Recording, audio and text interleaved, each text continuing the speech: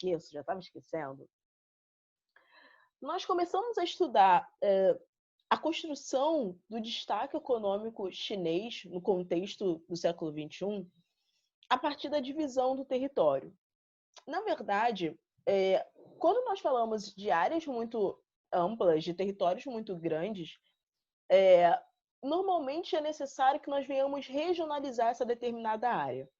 Porque áreas muito extensas, territórios muito extensos, eles tendem a ter uma diversidade de elementos, uma diversidade de características. Então, é muito complexo você entender uma área tão ampla, com uma grande diversidade de aspectos, sejam esses aspectos econômicos, sociais, políticos, de uma vez só. Então, quando nós estudamos China, normalmente nós estudamos a partir das regionalizações.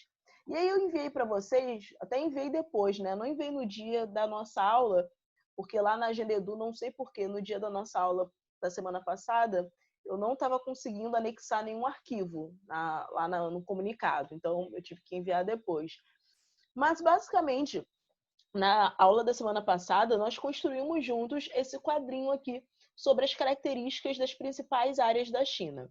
Então, só dando uma relembrada aí sobre essas regiões, eu falei com vocês que esse quadrinho ajudaria a gente a entender tudo que nós falaríamos depois.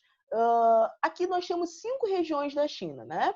Nesse item 2, nós temos a região conhecida como Xinjiang, onde vive a população uigur, que tem, né, predominantemente a religião islâmica, e que, por isso, busca se separar do restante da China, visto que na China não é predominante o islamismo, então essa etnia busca se separar da China e formar um país próprio, né, o Uigurgistão. Nesse item 4, nós temos a região do Tibete, que também é uma área, Tibete, né, que também é uma área que busca, que tem um forte movimento separatista, que não é de hoje, né? Aí tem a figura do Dalai Lama, que defendeu muito essa separação dessa região da China do restante do território, e aí acabou que não deu muito certo, e aí o Dalai Lama acabou se refugiando na Índia. Falando em China e Índia, gente, vocês acompanharam o que aconteceu ontem na geopolítica da Ásia? Sobre a relação entre China e Índia e o que aconteceu lá na Coreia do Norte? Vocês chegaram a ver as notícias sobre isso? Deixa eu abrir aqui o chat, porque eu não consigo ver o que vocês falam. Sim?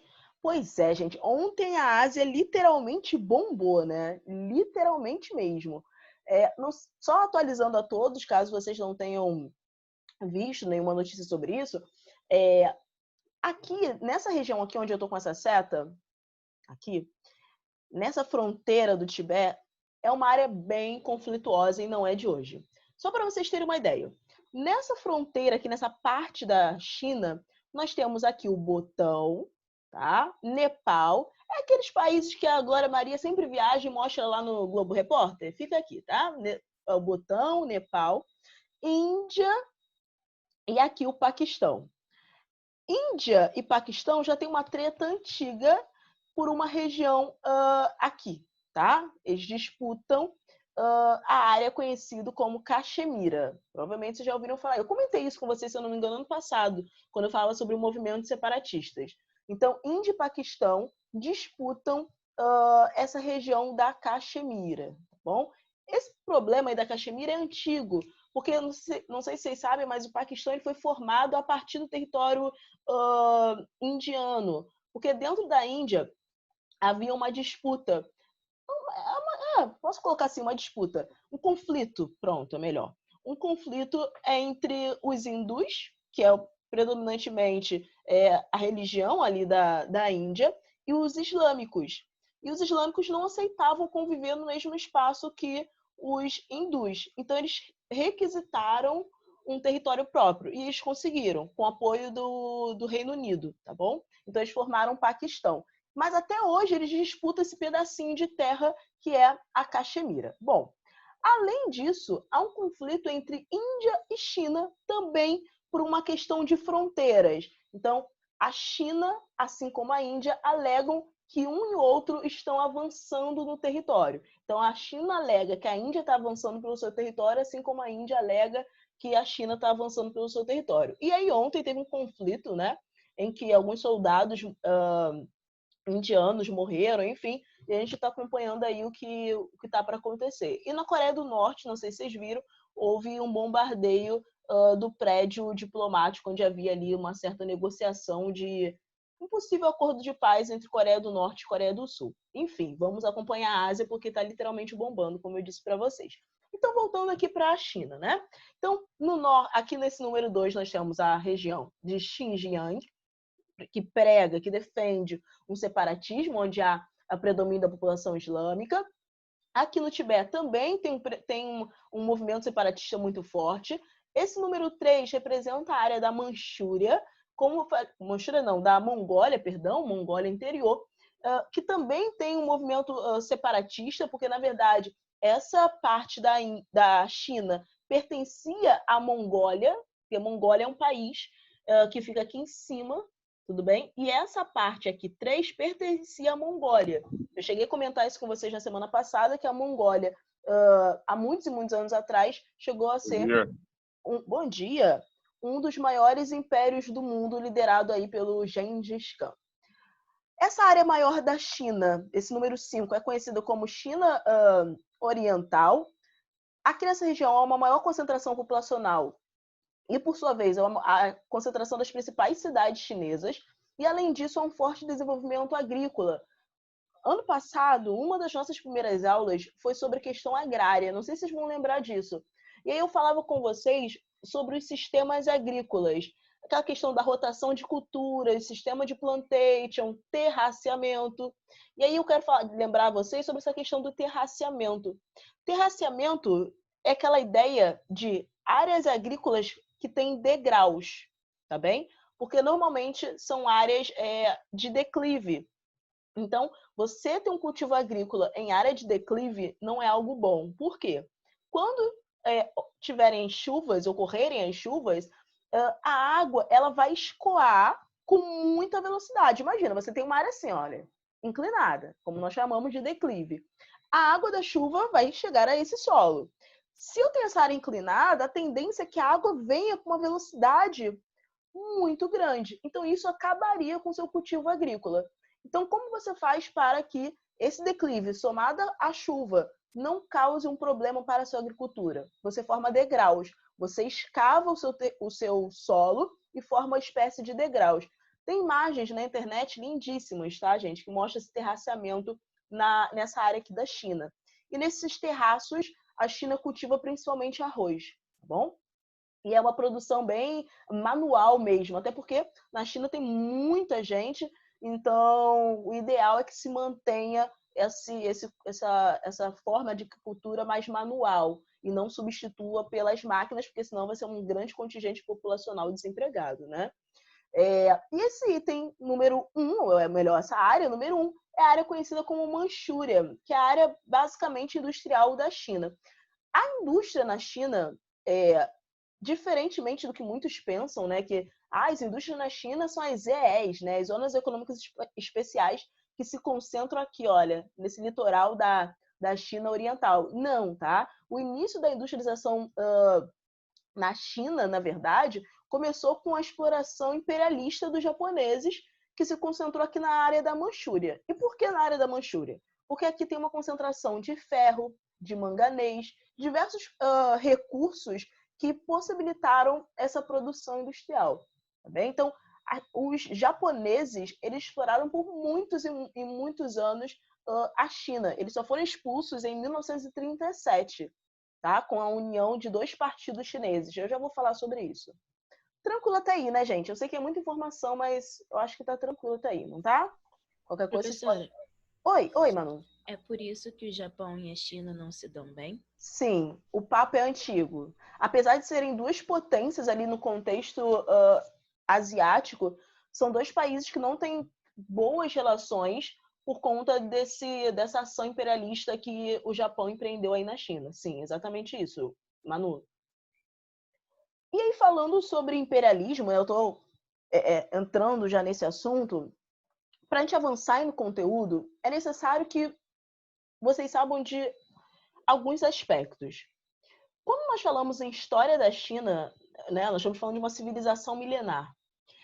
Mas a gente consegue criar períodos importantes na história da China para que a gente venha entender como ela alcançou essa posição de segunda maior economia do mundo. E aí eu vou destacar 3 períodos da China com vocês. Nós vamos falar da China do período imperialista, tá bom? Ou o período neocolonial chinês, que foi século XIX. Depois eu vou falar com vocês sobre a Revolução Chinesa de 49, promovida pelo Mao Tse-tung. Aí tem a ver com a questão da Revolução Cultural, com os guardas vermelhos, a atuação dos estudantes, nós já vamos falar disso. E por último, que não vai ser hoje, porque esse conteúdo, só esses dois já é muita coisa para falar, depois nós vamos falar sobre as reformas econômicas de 1978, promovidas pelo Deng Xiaoping, que basicamente foi um processo de modernização econômica da China, tá bom? Mas aí, desses 3 processos, desses 3 períodos, eles têm algo em comum. O que eles têm em comum? Uma organização interna dos chineses. Os chineses, eles conseguiram montar estratégias, montar planos para se libertar do domínio imperialista, empreendido lá no século XIX, e conseguiram estabelecer as suas próprias demandas. Isso, gente, não é novidade para nós. Quando nós falávamos sobre os Estados Unidos, o que eu fiz com vocês foi destacar quais foram as estratégias adotadas pelos Estados Unidos ao longo dos anos. Não sei se vocês lembram. A ideia do Destino Manifesto, a ideia do Corolário Roosevelt, enfim, a Marcha para o Oeste. O que foi tudo isso? Foram estratégias adotadas pelos Estados Unidos para reverter o seu quadro de domínio inglês. E com isso expandir a sua atuação pelo mundo. A China, a mesma coisa. Vocês vão ver que ao longo dos anos, a China teve uma série de estratégias, adotou uma série de estratégias para chegar ao que é hoje. Tudo bem? Então, falando sobre o domínio colonial. E aí eu vou precisar de vocês aí recobrar algumas aulas de história. Quando nós falamos em colonização do mundo, basicamente nós estamos falando das Américas, né? Século XV, até basicamente ao século XVII, século XVIII. Então, do século XV ao século XVIII, nós tivemos uma intensa exploração dos países americanos, que à época do período colonial não eram considerados países e sim colônias, né?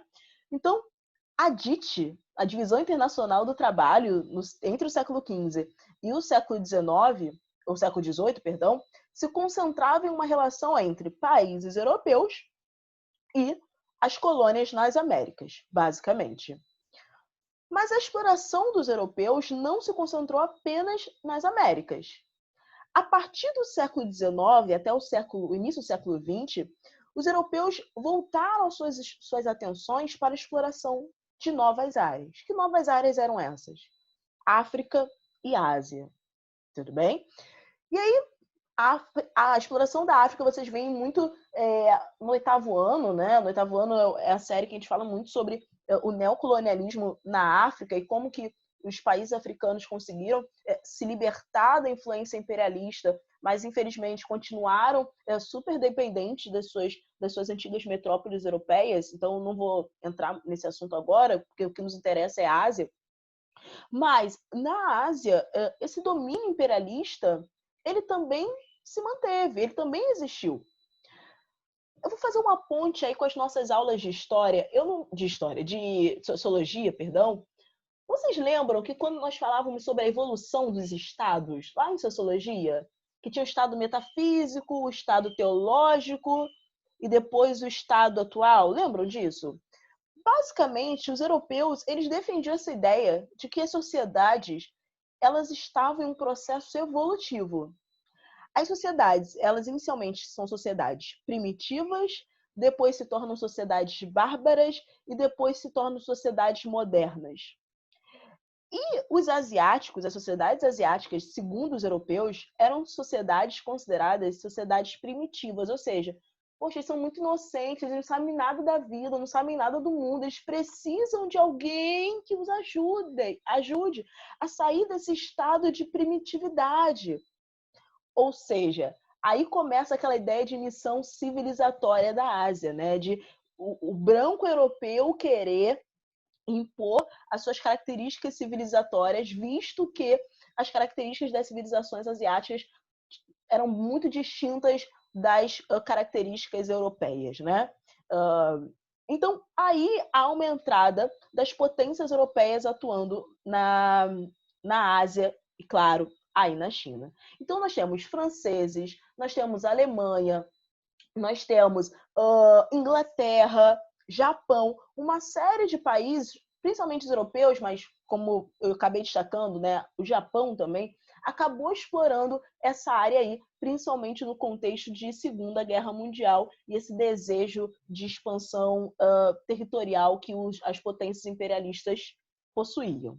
Tranquilo até aí, gente, que eu tô falando pra caramba. Tá tranquilo. Gente, o chat que não tá aberto aqui. Deixa eu colocar aqui o chat, porque se vocês falarem comigo por aqui, eu não vou conseguir ver. Vamos, querido. Só um minutinho, gente. Tô abrindo aqui o chat.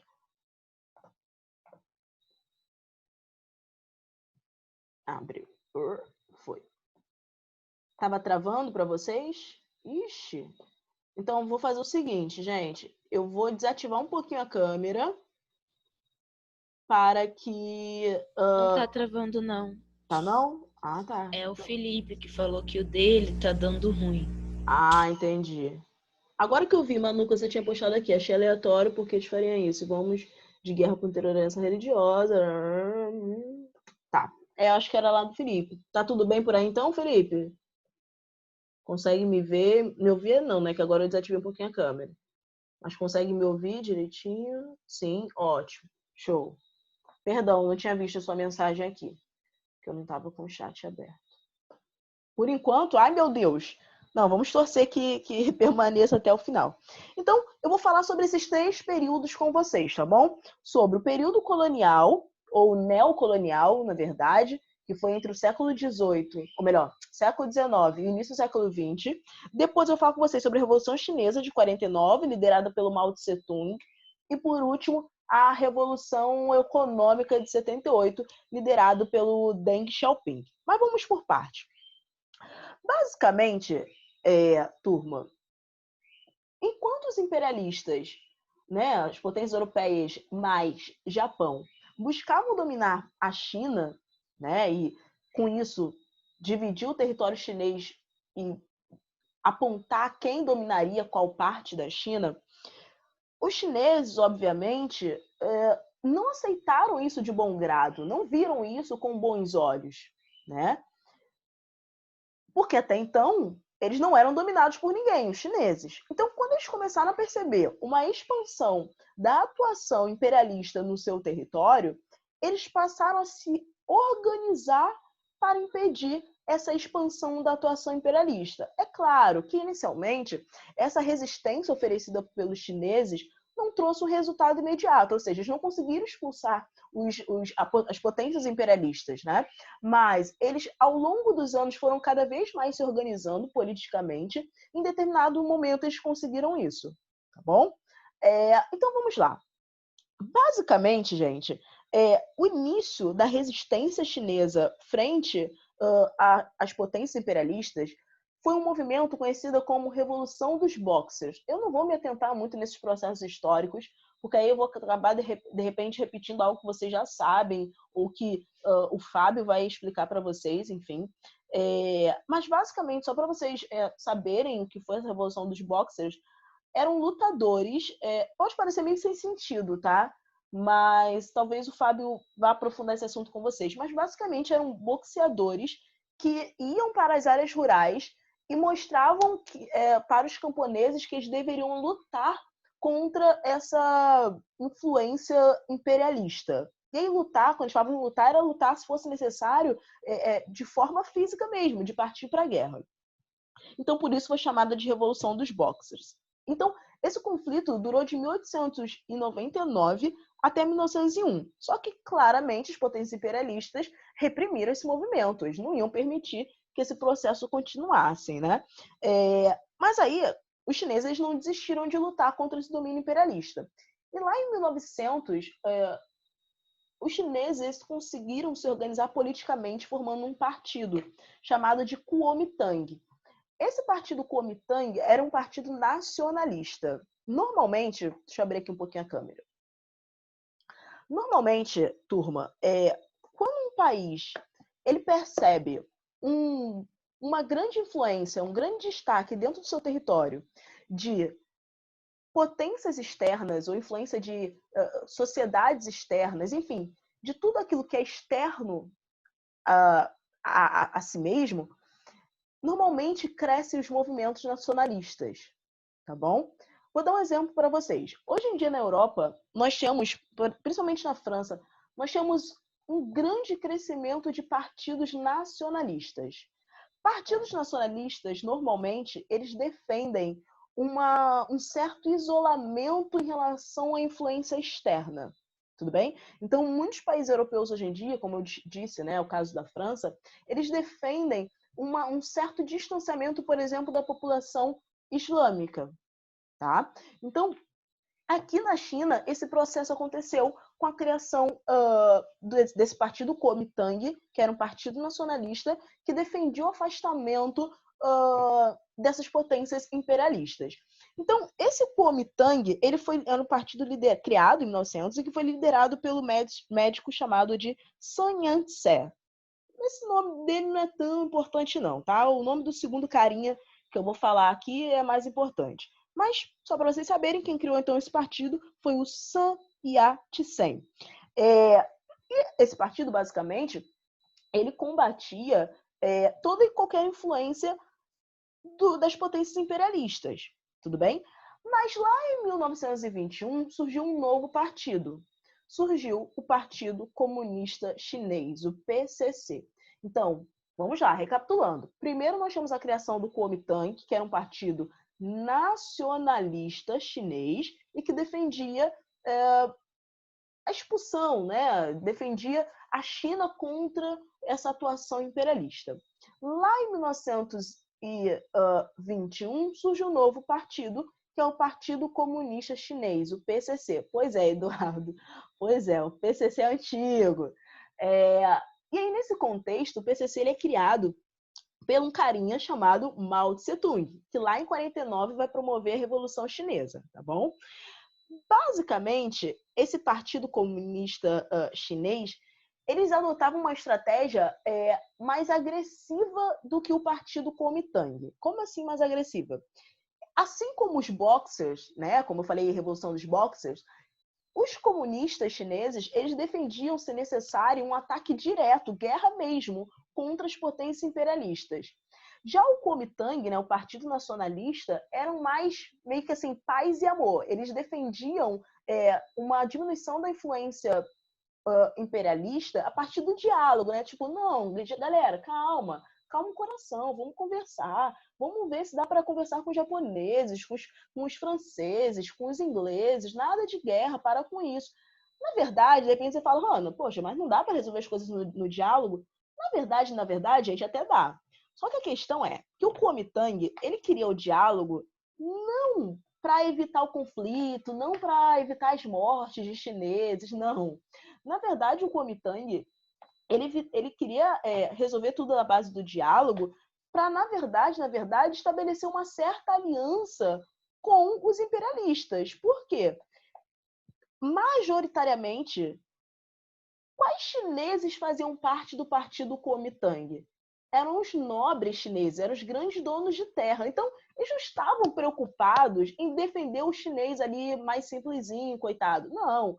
O interesse era o desejo do partido Kuomintang, basicamente, era dialogar com as potências imperialistas para manter os interesses dos nobres chineses. Era essa, basicamente, a influência, o desejo, melhor dizendo, do partido Kuomintang. Por outro lado, os comunistas defendiam a guerra, o conflito direto, porque eles acabaram se associando ao meio rural, né? Ao espaço agrícola chinês. O Partido Comunista ele tem uma certa associação com essa revolução dos boxers, né? Que eu falei com vocês. Assim como os boxeadores iam, né, lá para o interior da China né, para o espaço rural da China, defender esse conflito, os comunistas também tinham uma certa influência com os camponeses, até defendendo a reforma agrária. Então, o Kuomintang via isso com maus olhos, né? Lembrando que o Kuomintang representava os nobres chineses e, por outro lado, nós tínhamos os comunistas defendendo os interesses dos camponeses. E aí, imagina o que deu. Deu problema, né, gente? Deu conflito. Os nacionalistas, né, representados pelo Kuomintang, e os comunistas, liderados pelo Mao Tse-tung, ali na figura do Partido Comunista Chinês, em determinados momentos da história da China, eles se uniam para se posicionar contra os imperialistas, mas em dados momentos, na questão da discussão social, né, eles acabavam se afastando, porque eles defendiam parcelas distintas da sociedade chinesa. Tá? Então, foi assim que ocorreu. Vou dar um exemplo para vocês de união entre os nacionalistas e entre os comunistas na China. Como eu falei para vocês, os japoneses, eles dominaram essa área aqui da China, essa área conhecida como Manchúria, e implementaram aí suas indústrias. Os comunistas e os nacionalistas, eles se uniram para expulsar os japoneses. Por alguma razão, os nobres chineses não queriam ter aliança com os japoneses. Eu acredito muito, assim, talvez o Fábio possa explicar isso para vocês, mas eu acredito muito que os chineses se sentiram ofendidos ao ter um outro país asiático explorando o seu território. É meio que tipo, caramba, eu tenho um irmão aqui me explorando. Então, acho que os chineses se sentiram muito ofendidos. Talvez o Fábio possa explicar o motivo mais aprofundado para vocês, mas o certo é que nem o Kuomintang, nem os comunistas fizeram papo com os japoneses. E aí, em 1937, eles conseguiram expulsar os japoneses. Mas logo a expulsão dos japoneses, novamente, Kuomintang e PCC começaram a tretar novamente. E aí, nós avançamos na história, tá bom? Tem uma estratégia, eu preciso comentar com vocês, que é chamada de Grande Marcha. Nessa ideia aí de expulsar os japoneses, os nacionalistas foram para um lado, né, dessa área aí da Manchúria, enquanto os comunistas foram para outra área da Manchúria para conseguir, de fato, expulsar os japoneses. A expansão, a atuação dos comunistas foi em direção ao interior e foi chamada de Grande Marcha.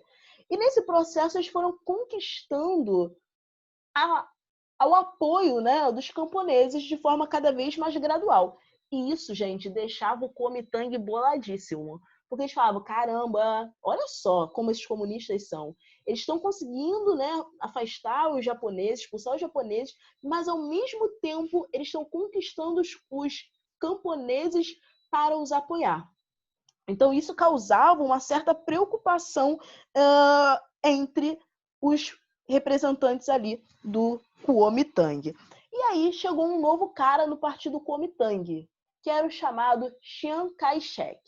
Talvez você já tenha ouvido falar nele. O Chiang Kai-shek, ele se incomodou tanto com essa atuação do Mao Tse-tung e do Partido Comunista Chinês, que ele fez o seguinte, ele acabou se distanciando cada vez mais desses comunistas. Por isso, nós temos, a partir desse contexto, né, de oposição entre comunistas e nacionalistas, a expulsão dos nacionalistas da China. Hoje, o que nós conhecemos como Taiwan, o nome oficial da ilha de Taiwan, que fica aqui, ó, tá? A ilha de Taiwan fica aqui. É um pedacinho de terra pequenininho aqui. O que hoje nós conhecemos como Taiwan é uma área basicamente de concentração de chineses nacionalistas. Por isso que Taiwan, o nome oficial, é República Nacionalista da China. Enquanto a China continental, né, que é esse território todo aqui que é esse mapinha, é conhecido como República Popular da China. Tá bem? Poderia ser República Comunista da China, mas eles preferiram colocar o nome de República Popular, da China, enquanto Taiwan, para onde os nacionalistas foram expulsos, se chama República Nacionalista da China, tá bem?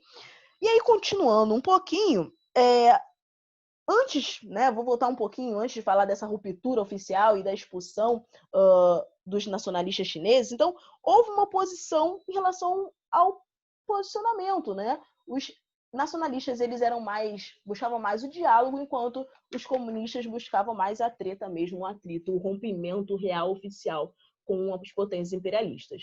O Eduardo pediu para passar a visão de quando vai ser a próxima prova, prof. Eduardo, eu não sei de data da próxima prova, mas eu tenho que passar a nota dessa prova agora. Estava até me esquecendo. Eu vou abrir aqui o sistema para ver a nota de vocês. Mas eu não sei data da nova prova ainda não, tá bom? Assim que eu souber, eu compartilho aqui com vocês, com certeza. Não vou esquecer, não. Tá? Então, gente, eu vou parar por aí hoje, tá? Para que eu possa conseguir dar a nota a vocês. Então, hoje o que nós falamos foi sobre a China nesse período entre o século XIX e o início do século XX, que foi o contexto do domínio imperialista, como que os chineses resistiram a esses impérios, né, sobretudo europeus, mas também com uma certa influência do Japão, e como que os chineses acabaram se dividindo entre nacionalistas e comunistas. E aí, na semana que vem, eu falo sobre a Revolução Chinesa liderada pelo Mao Tse-tung, que ocorreu em 49, tá bom? Deixa eu ver aqui a nota. Só um minutinho, gente. Ixi, cadê? Deixa eu abrir aqui o sistema. Eu esqueci. Deveria ter deixado aberto antes da aula. Mas eu consigo abrir aqui rapidinho.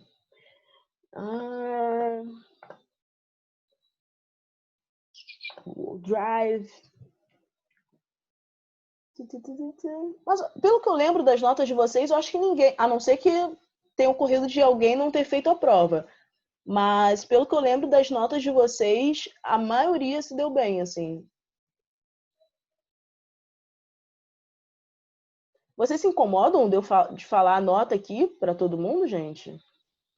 Porque se for esse o caso, eu posso enviar a nota na Genedu. Professora, eu não me incomodo, não.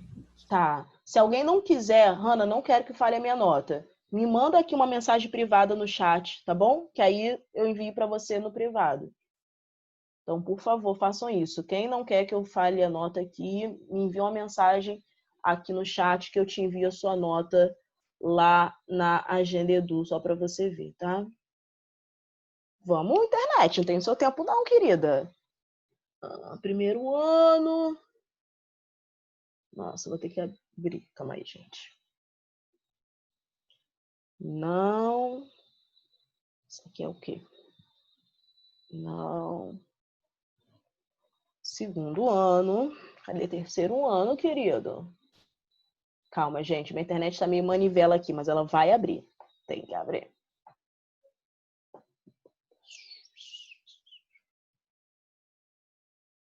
Não é isso. Achei. Tá abrindo aqui.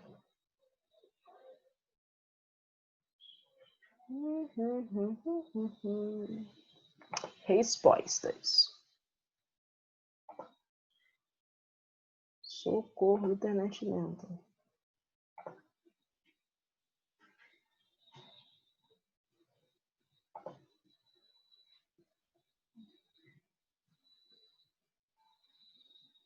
Tá abrindo, gente.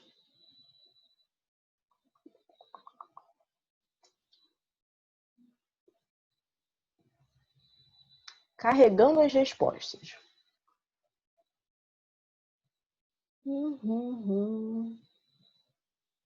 Pontuações aqui. Deixa eu só dar uma olhadinha para ver se alguém falou para não. Tá. Então, como ninguém se opôs a falar as notas, então vamos lá.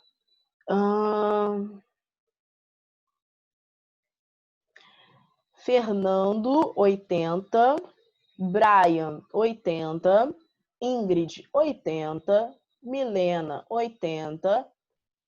Tem um Felipe, só que eu não sei se... Acho que é o Cavalcante. Tá? O e-mail é filipecfh@hotmail.com. Acho que é o Cavalcante. 80. Emanuele, 80. Catarina, 80. João Vitor, 80. Bruno, 70. acho que esse aqui é Gustavo, que o e-mail é gefsalgus@gmail.com 80. Tem um outro e-mail aqui que eu não consigo identificar de quem é, que é Eldafig 80, o Calixto 70, Felipe G. Meirelles 80 e Gabriela 60. Acho que todo mundo fez a prova. A não ser que um desses e-mails que eu não consigo identificar seja do Pedro. Mas, enfim. Essas foram as notas, tá bom, turma? Qualquer dúvida, vocês falem comigo lá pela Agenda Edu, tá bom? É isso. Caso algum de vocês tenha ficado, então, com a nota abaixo de 70, você tem a possibilidade de fazer a PR, tá? Eu não sei se a PR vai funcionar igual funciona normalmente, né? Que tem um certo limite de quantidade de provas, de disciplinas que você pode fazer PR. Por exemplo, se você tirou 50, 60, talvez não haja necessidade de você fazer PR, porque são poucos pontos, você consegue recuperar nas outras provas. É o que eu acho, né? Mas aí fica na decisão de cada um de vocês, tá bom, queridos? É isso. Qualquer dúvida, podem mandar mensagem lá na Agenda Edu, que a gente está aí para tirar todas as dúvidas. Dúvidas sobre o conteúdo de hoje, gente? Ou tá tranquilo? Sobre as notas? Tudo tranquilinho? Show de? Deixa eu finalizar aqui então a gravação.